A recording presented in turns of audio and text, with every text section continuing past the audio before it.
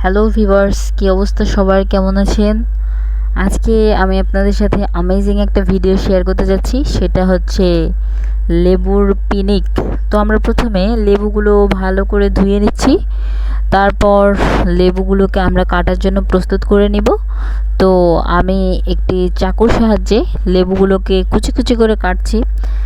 বিশ্বাস করেন, লেবুর পিনিকটা মনে হচ্ছে অনেক টেস্টি হবে। তো একটু ঘুরিয়ে দিলাম, ও জাস্ট ওয়াও, সুন্দর। এখন দেখি আমি লেবুগুলো একটু কেটে নেই।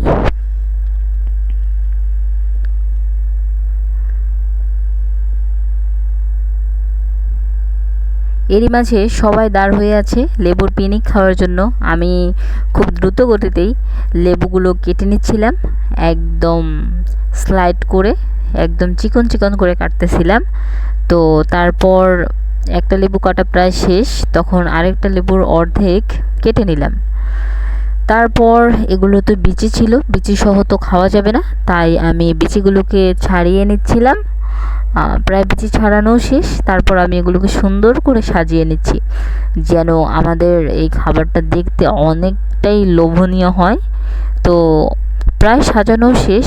এখন আমি এটা সাইডে রেখে দিলাম। এখন মরিচের আর কি লবণ দিয়ে এটাকে মেখে নিতে হবে। তো আমি একটু বেশি করে লবণ দিয়ে দিলাম, কারণ লেবুটা যেহেতু টক, আর আমি মরিচের পরিমাণটাও এখানে অনেক বেশি নিয়েছিলাম। কারণ লেবুর পিনিক মানে তো বুঝতে হবে, মুখে দেওয়ার সাথেই যেন শক লেগে যায়। তো মরিচগুলো মাখছিলাম, একদম কি বলবো, জিভে জল চলে আসছে সবারই খাওয়ার জন্য। তো এটা মাখতে আমার বেশি একটা সময় লাগলো না, কারণ এটা অনেক মুচমুচা ভাজা ছিল। তো প্রায় মাখা শেষ।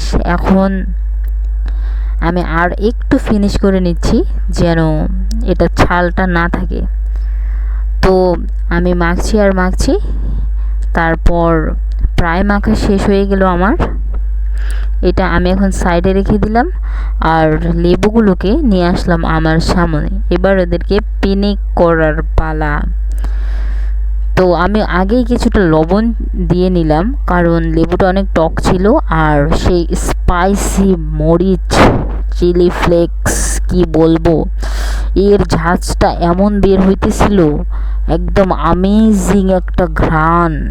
সবাই তো জাস্ট দাঁড়িয়েছিল খাওয়ার জন্য।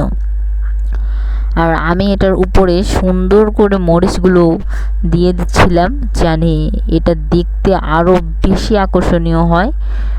তো এইভাবে আমি অনেক মরিচ এখানে দিয়ে দিলাম। উফ, খেতে যা হয়েছিল, একদম টেস্টি অ্যান্ড সো, কি বলবো, জাস্ট মুখে লেগে থাকার মতো।